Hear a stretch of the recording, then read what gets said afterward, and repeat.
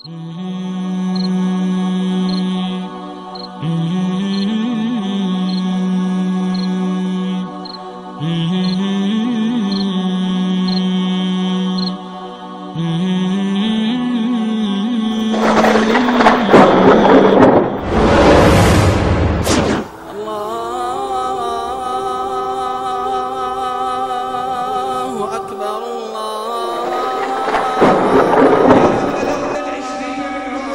من بلغت 30، يا من بلغت 40، يا من بلغت 50، يا من بلغت 60، هل تضمن عمرك عبد الله؟ هل تدري أين تموت عبد الله؟ هل تدري على أي حالة تموت؟ هل تعلم أين ستموت؟ هل تعلم في أي لحظة ستموت؟ هل تعلم هل ستموت على طاعة أو على معصية؟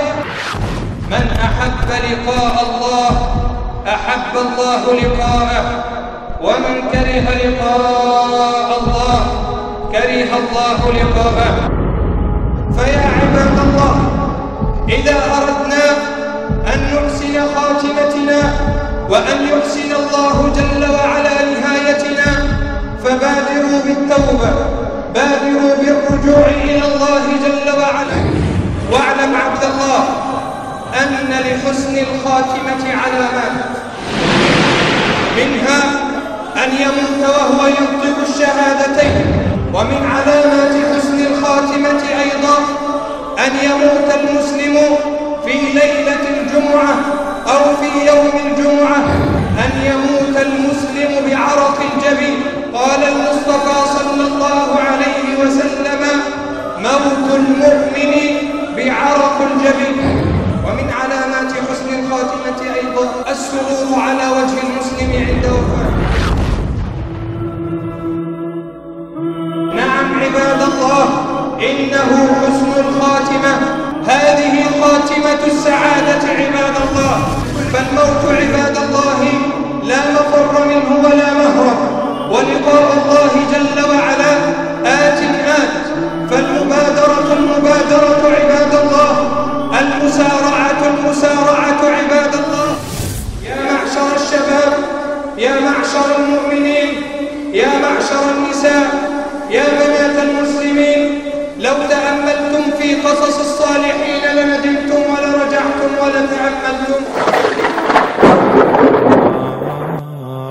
منذ فارقت الديار حس قلبي بانهيار، سلت دموع مقلتي واحترق القلب وصار.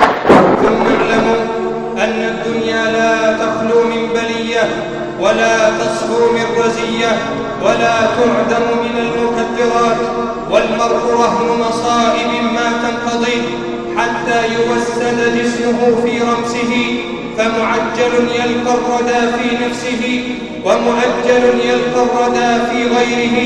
فيا لهف نفس تعذبت من نفسها، يا له من كسر لا يجبر، وجرح نازف لا يندمل، وعذاب أليم لا يحتمل، وفتنة تفت الأرض فتا، وتنحت الفؤاد نحتا. عباد الله، الموت آت، والدنيا لا تدوم لأحد، ولو كانت دائمة لدامت لرسول الله صلى الله عليه وسلم. هذا هو حسن الخاتمة عباد الله. الحمد لله رب العالمين، الحمد لله الذي لم يتخذ ولدا ولم يكن معه إله، المستحق لجميع أنواع العبودية، ولذا قضى ألا نعبد إلا إياه. الحمد لله الذي استوى على العرش جل في علاه، الأرض أرضه والسماء سماه، انحنت له الأصلاب وعنت له الوجوه والجباه. سل آدم لما تاب عليه الإله ثم اصطفاه، وسل نوحا من الذي من الطوفان نجاه، وسل أيوب من الذي من مرضه شفاه، وسل إبراهيم من الذي برداء الخلة كساه، وسل إسماعيل من الذي بالكبش فداه، وسل يعقوب لما ابيضت من الحزن عيناه، وسل يوسف لما حقق له الإله رؤياه، وسل موسى لما أوحي إليه أن اضرب بعصاك الحجر فانفجرت منه المياه، وسل مريم ابنة عمران لما أشارت إلى ولدها فنطق بالحق فقال إني عبد الله، وسل محمدا رسول الله صلى الله عليه وسلم من الذي أنطق له ذراع الشاه، بل واسأل الكون كله ستعلم أن الكون كله لله. لا إله إلا الله عدد ما مشى فوق السماوات والأرضين ودرجه، وسبحان الله الذي بيده مفاتح الفرج، يا فرجنا إذا أغلقت الأبواب، ويا رجاءنا إذا انقطعت الأسباب، وحيل بيننا وبين الأهل والأحباب. لا إله إلا الله، ولا نعبد إلا إياه، مخلصين له الدين ولو كره الكافرون. يا أيها الذين آمنوا اتقوا الله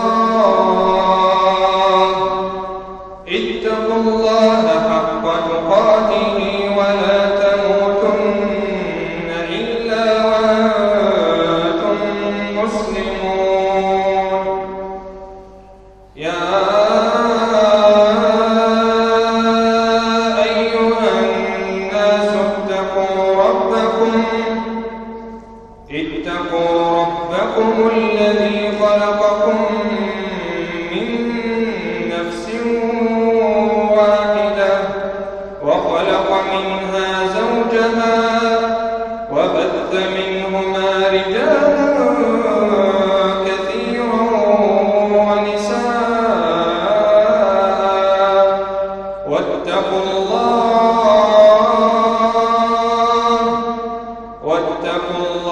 الذي تساءلون به والأرحام، إن الله كان عليكم رقيبا. يا أيها الذين آمنوا اتقوا الله وقولوا قولا سديدا يصلح لكم أعمالكم ويغفر لكم ذنوبكم، ومن يطع الله ورسوله فقد فاز فوزا عظيما. يا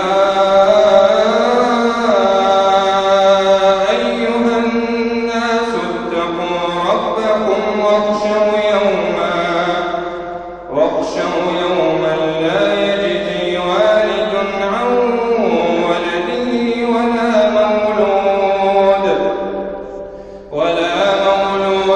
هو جاز عن والده شيئا، إن وعد الله حق، فلا تغرنكم الحياة الدنيا ولا يغرنكم بالله الغرور. يا أيها الذين آمنوا توبوا إلى الله توبة نصوحا، عسى ربكم أن يكفر عنكم سيئاتكم ويدخلكم جنات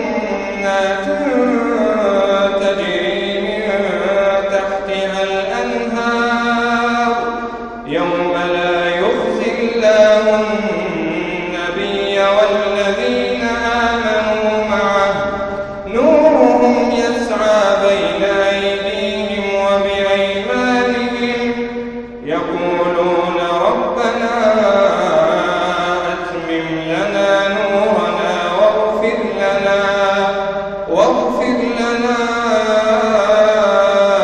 إنك على كل شيء قدير.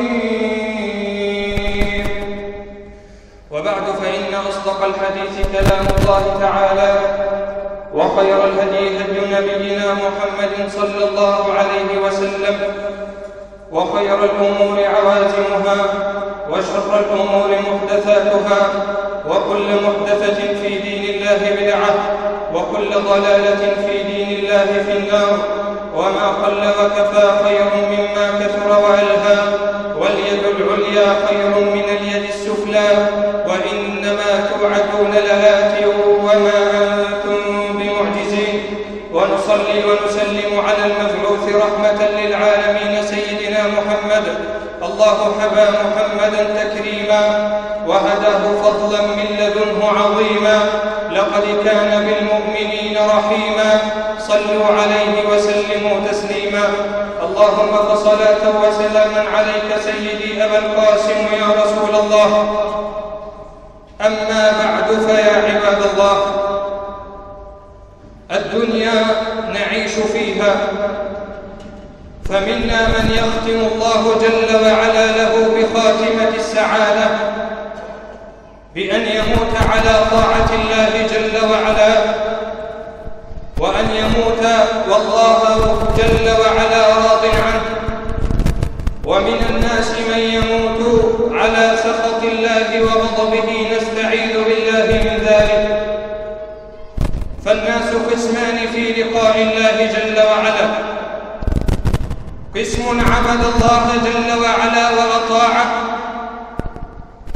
وقسم أغواه الشيطان وأبعده عن طاعة الله جل وعلا، فأتبع نفسه هواها فخسر الدنيا والآخرة.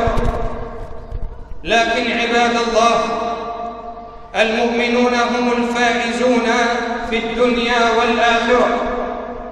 من أحب لقاء الله أحب لقاءه، من أحب لقاء الله أحب الله لقاءه، ومن كره لقاء الله كره الله لقاءه.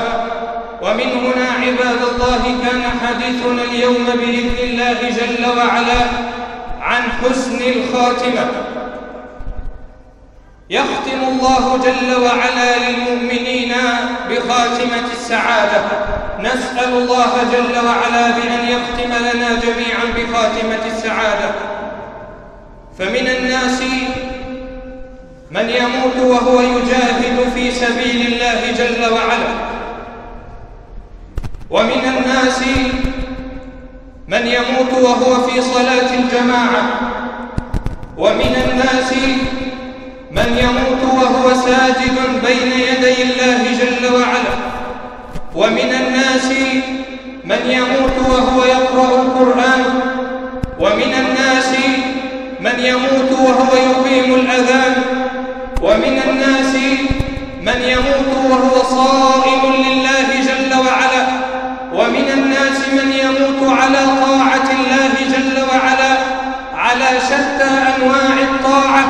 هذا هو حسن الخاتمة عباد الله، الخاتمة السعيدة. قال ربنا جل وعلا: إن الذين قالوا ربنا الله ثم استقاموا تتنزل عليهم الملائكة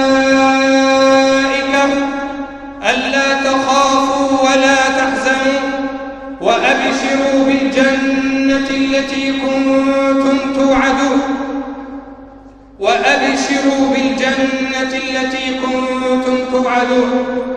إن المؤمن وهو في اللحظات الأخيرة قبل أن تخرج روحه وتفيض إلى بارئها جل وعلا يمر بلحظات عصيبة، يمر بأوقات شديدة، فالله جل وعلا يشدد على المؤمن في سكرات الموت حتى يكفر عنه جميع ذنوبه فيلقى الله وليس عليه ذنب.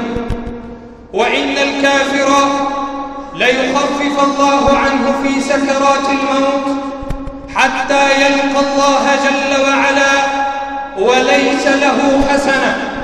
فالله يشدد على المؤمنين في سكرات الموت حتى يغفر لهم ذنوبهم ومعاصيهم التي عملوها في الدنيا، ويخفف عن الكافرين في سكرات الموت حتى يلقوا ربهم وقد نفدت حسناتهم عند خروج روحهم إلى الله جل وعلا.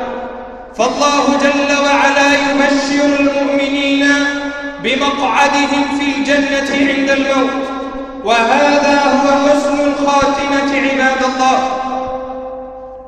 لما حضرت النبي صلى الله عليه وسلم الوفاة واشتدت سكرات الموت عليه صلى الله عليه وسلم، قالت فاطمة الزهراء رضي الله عنها: وكرب أبتاه، تشتكي وتتألم من فراق المصطفى صلى الله عليه وسلم وتقول: وكرب أبتاه.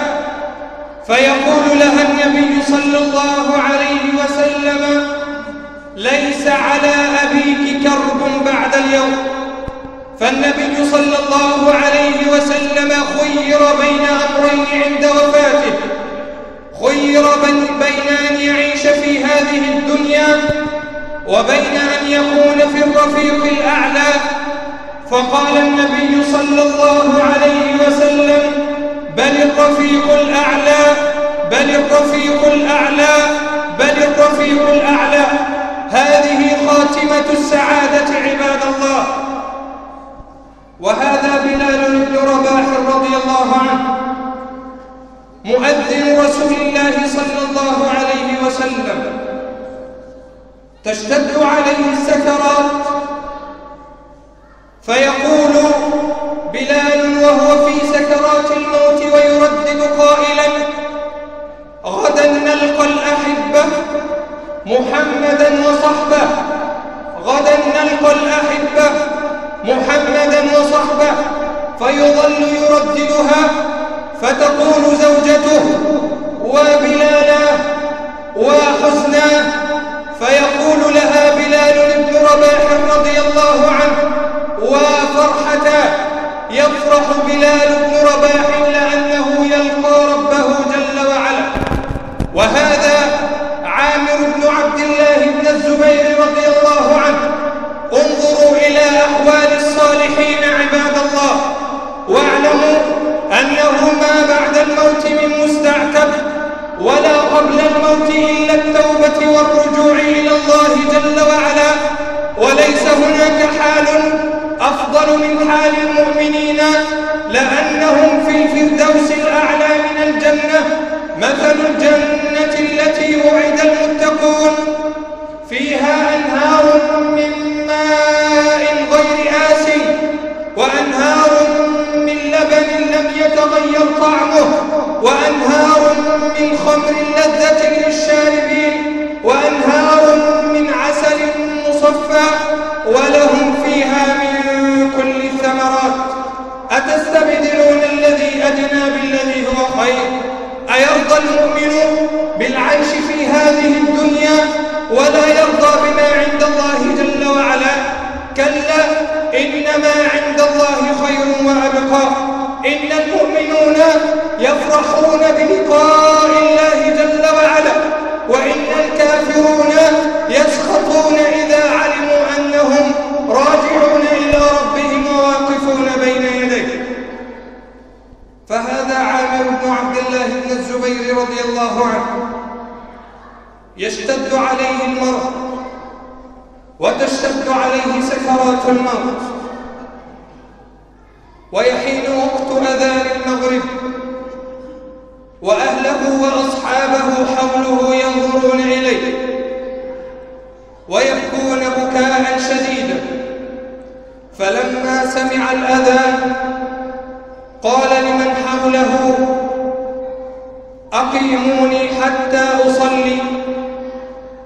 فقالوا له: تصلي وأنت على هذه الحالة؟ نائم في فراشه منتظر حتى تخرج روحه، وقد بلغت روحه الحلقوم، وأشرجت في حلقه، فما كان منه إلا أن قال لهم: أقيموني حتى أصلي. فقالوا له: تصلي وأنت على هذه الحالة؟ فقال لهم: أسمع المنادي ينادي للصلاة ولا أجيبه. فأقاموه بين رجلين وأخذوه إلى المسجد، فلما صلى الركعة الأولى مات في سجوده. نعم عباد الله، إنه حسن الخاتمة.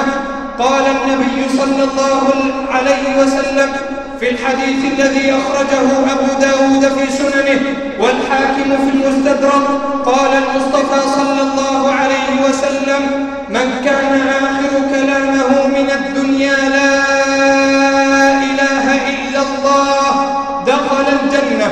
واعلم عبد الله أن لحسن الخاتمة علامات.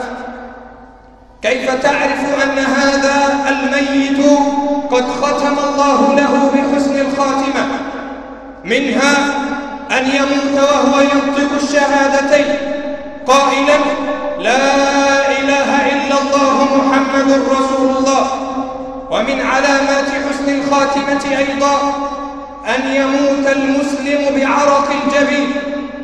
أخرج الإمام أحمد في مسنده عن بريدة ابن الخصيب رضي الله عنه أن النبي صلى الله عليه وسلم قال: موت المؤمن بعرق الجبين. فالمؤمن كما قلنا تشتد عليه سكرات الموت ويعرق جبينه فيلقى الله جل وعلا وليس عليه ذنب. قال المصطفى صلى الله عليه وسلم: موت المؤمن بعرق الجبين. ومن علامات حسن الخاتمة أيضا أن يموت المسلم في ليلة الجمعة أو في يوم الجمعة. قال النبي صلى الله عليه وسلم: ما من مسلم يموت يوم الجمعة أو ليلة الجمعة إلا وقاه الله جل وعلا فتنة القبر. أخرجه الترمذي في سننه. فالموت عباد الله لا مفر منه ولا مهرب، ولقاء الله جل وعلا آت. فالمبادرة عباد الله، المسارعة عباد الله، السير في طريق الله وإخلاص العمل لله والمواظبة على صلاة الجماعة وتقديم كل عمل صالح لله جل وعلا، كل ذلك دليل على الخاتمة السعيدة للعبد بإذن الله جل وعلا. ومن علامات حسن الخاتمة أيضا السرور على وجه المسلم عند وفاته. السرور والبشارة التي يبشرها الملائكة للعبد عند قبض روحه.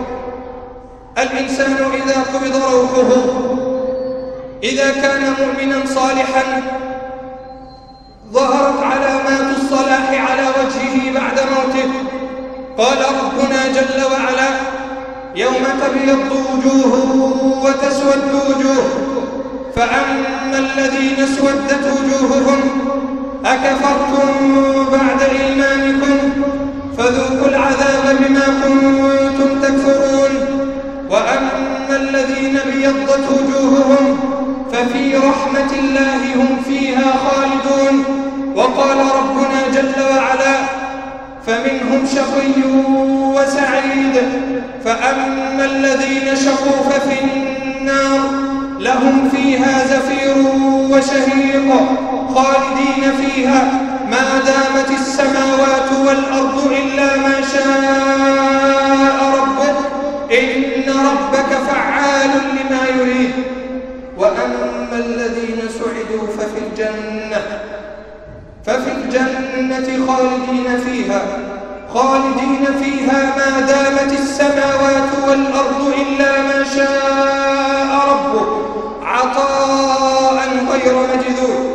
هذه هي الخاتمة السعيدة عباد الله. هذا هو صلاح المؤمنين. فهذا هارون الرشيد لما وافته المنية وهو في سكرات الموت نادى على حجابه وعلى حرسه قائلا له: اجمعوا جيوشي. فاجتمعت جيوش هارون الرشيد بسيوفهم ودروعهم وكل أسلحتهم واقفين بين يديه، ولا يحصي عددهم إلا الله جل وعلا. فنظر إليهم وقال: من يشفع لي؟ من يغفر لي؟ ثم أخذ يبكي بكاء شديدا حتى مات. هؤلاء هم عباد الله الصالحون، هؤلاء هم الزهاد العباد عباد الله. فهذا عبد الله بن إدريس العابد الزاهد، تشتد عليه السكرات ويتألم ألما شديدا، فبينما هو طريح على فراشه تبكي ابنته بكاء شديدا، فيقول لابنته: ما يبكيك يا بنيتي؟ لماذا تبكين يا بنيتي؟ فتقول له: أبكي مفارقتك يا أبي. فيقول لها: لا تبكي، فلقد ختمت القرآن الكريم 4000 مرة لمثل هذا الموقف. ختم القرآن الكريم 4000 مرة حتى يلقى الله جل وعلا وهو راض عنه. فيا عباد الله، إذا أردنا أن نحسن خاتمتنا وأن يحسن الله جل وعلا نهايتنا فبادروا بالتوبة، بادروا بالرجوع إلى الله جل وعلا. يا معشر الشباب، يا معشر المؤمنين، يا معشر النساء، يا بنات المسلمين، لو تأملتم في قصص الصالحين لندمتم ولرجعتم ولتأملتم، ولكانت العبرة لنا والرجوع إلى الله جل وعلا. نسأل الله جل وعلا بأن يهدينا إلى صراطه المستقيم، وأن يحسن خاتمتنا أجمعين، وأن ينزلنا منازل الشهداء والصديقين، إنه ولي ذلك ومولاه. أقول قولي هذا وأستغفر الله العظيم لي ولكم.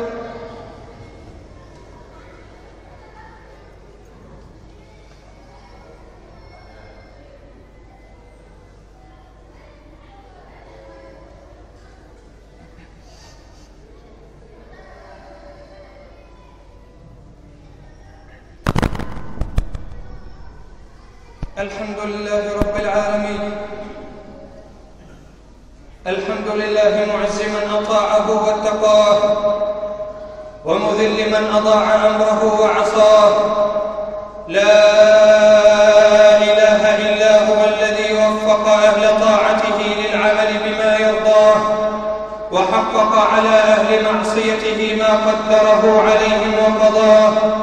أحمده سبحانه وأشكره على حلو نعمه ومر بلواه، وأشهد أن لا إله إلا الله وحده لا شريك له، وأشهد أن محمدًا عبده ورسوله الذي كمل به عقد النبوة، فطوبى لمن والاه وتولاه. ثم اعلموا أن الدنيا لا تخلو من بلية، ولا تصفو من رزية، ولا تعدم من المكدرات، والمرء رهن مصائب ما تنقضي حتى يوسد جسمه في رمسه، فمعجل يلقى الردى في نفسه، ومؤجل يلقى الردى في غيره. فيا لهف نفس تعذبت من نفسها، يا له من كسر لا يجبر، وجرح نازف لا يندمل، وعذاب أليم لا يحتمل، وفتنة تفت الأرض فتا، وتنحت الفؤاد نحتا. عباد الله، الموت آت، والدنيا لا تدوم لأحد، ولو كانت دائمة لدامت لرسول الله صلى الله عليه وسلم. فحسن الخاتمة عباد الله دليل على فوز المؤمنين وسعادتهم في الدنيا والآخرة. يبشرهم ربنا في الدنيا بمقعدهم في الجنة. فالمؤمن إذا كان في سكرات الموت أتاه الملائكة وقالوا له: هذا مقعدك من النار، قد أبدلك الله به مقعدا في الجنة. والكافر إذا كان في سكرات الموت أتاه الملائكة فقالوا له هذا مقعدك من الجنة قد أبدلك الله به مقعدا من النار. فالسعادة السعادة في لقاء الله جل وعلا، والنجاة النجاة في صلاح المرء مع ربه جل وعلا. فهؤلاء هم الصالحون. فكما تحدثنا عن السلف الصالح عباد الله وعن صحابة النبي صلى الله عليه وسلم في موتهم، اعلموا أن في مثل هذه الأيام يموت الصالحون وتختم لهم بخاتمة السعادة. فهذا شاب أمريكي تعلق قلبه بالمسيح عليه السلام، فأخذ يبحث في الأديان عن الحقيقة، فوجد الحقيقة في دين الإسلام عباد الله. فلما نام في إحدى الليالي رأى المسيح عليه السلام في نومه يشير إليه بيده يقول له كن محمديا. صلوا على النبي صلى الله عليه وسلم. يشير المسيح إلى هذا الشاب النصراني قائلا له كن محمديا. فيستيقظ الشاب من نومه ويتوجه إلى إحدى المساجد في مدينة نيويورك، ويدخل على المصلين في هذا المسجد ويقول لهم أريد أن أدخل في الإسلام. فينطقوه الشهادة وينطق وراءهم قائلا أشهد أن لا إله إلا الله وأشهد أن محمدا رسول الله. فيعلمونه الصلاة فيسألونه عن حاله وعن اسمه فيقول لهم لا تسألوني. وبعد 3 أيام من المكوث معهم في هذا المسجد خلا به أحد المسلمين وقال له حدثني عن حالتك. فقال له ما قلت لكم أنه قد رأى المسيح ووجهه إلى الدخول في الإسلام. ثم دخل هذا الشاب في صلاة العشاء في اليوم الثالث وأخذ يبكي في صلاته، ورأى المصلون منه خشوعا نادرا في الصلاة وبكاء شديدا في صلاته. فلما سجد الإمام للركعة الأولى وقام وأكمل الصلاة بقي هذا الشاب ساجدا مكانه. فلما انتهوا من الصلاة حرقوه فسقط جانبا، فعلموا أن الله جل وعلا أراده لنفسه ورضي عنه وتاب عليه وقبله في دين الإسلام. فالإسلام يجب ما قبله والتوبة تجب ما قبلها. من قال لا إله إلا الله دخل الجنة. وهذا أحد المؤذنين أذن لله جل وعلا 40 سنة، يؤذن في هذه 40 سنة كلها لله جل وعلا، يقيم الأذان ويقيم الصلاة ابتغاء وجه الله. لكنه مرض مرضا شديدا أقعده في فراشه ومنعه عن الكلام حتى عجز لسانه عن النطق، وأهله حوله ينظرون إليه وإلى حاله. فإذا بهذا الرجل تتضايق نفسه ويحزن حزنا شديدا على حاله، وكأن حاله يقول يا رب أؤذن لك 40 عاما ثم أنام في فراشي ويعجز لساني عن النطق وأموت وأنا بغير أذان ولا طاعة لك يا رب. ثم ينظر أهله إليه فيرون السرور والبشرى على وجهه. ثم يقوم هذا المؤذن على فراشه فيؤذن للصلاة قائلا الله أكبر الله أكبر. فما أن وصل هذا المؤذن إلى آخر الأذان حتى قال لا إله إلا الله إلا خر مغشيا عليه ومات. فسارع أولاده إليه فوجدوا روحه قد فاضت إلى الله جل وعلا. هذا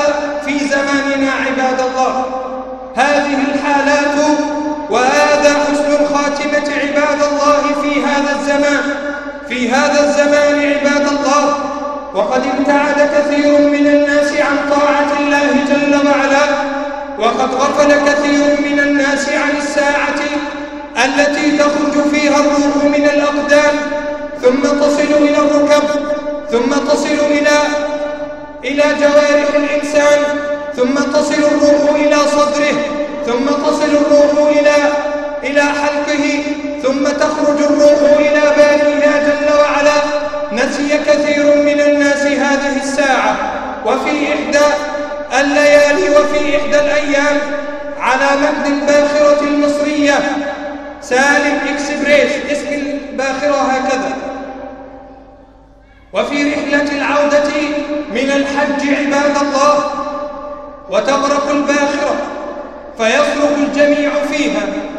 ويحكي أحد الرجال الذين نجوا من هذه الباخرة قصة موت زوجته، فيقول له ونحن على متن الباخرة ويصرخ الجميع يقولون إن الباخرة تغرق، الباخرة تغرق، ولا نجاة لهم إلا بالله جل وعلا، ولا ملجأ لهم إلا بالرجوع إلى الله جل وعلا.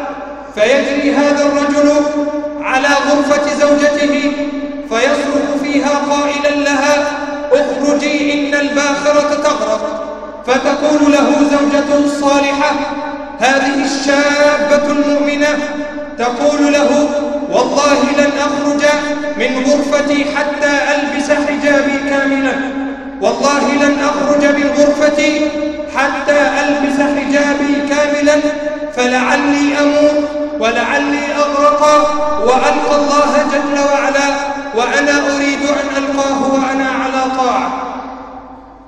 وفعلا يبدأ الغرق في السفينة، وتغرق السفينة، وتتعلق هذه الزوجة الصالحة بيد زوجها وتقول له هل أنت راض عني؟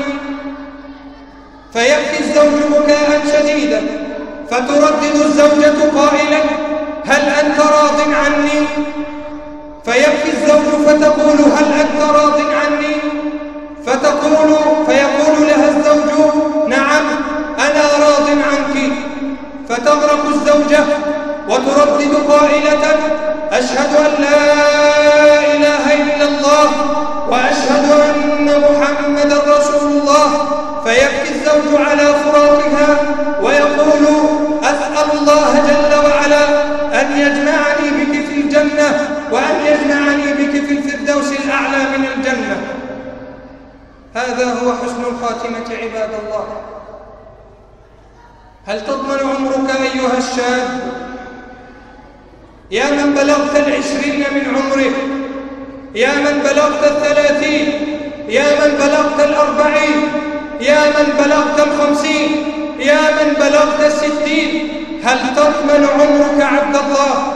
قال ربنا جل وعلا يا أيها الناس اتقوا ربكم واخشوا يوما لا يجزي والد عن ولده ولا مولود هو جاز عن والده شيئا، إن وعد الله حق فلا تغرنكم الحياة الدنيا ولا يغرنكم بالله الغرور، إن الله عنده علم الساعة وينزل الغيث ويعلم ما في الأرحام وما تدري نفس ماذا تكسب غدا وما تدري نفس بأي أرض تموت، إن الله عليم خبير.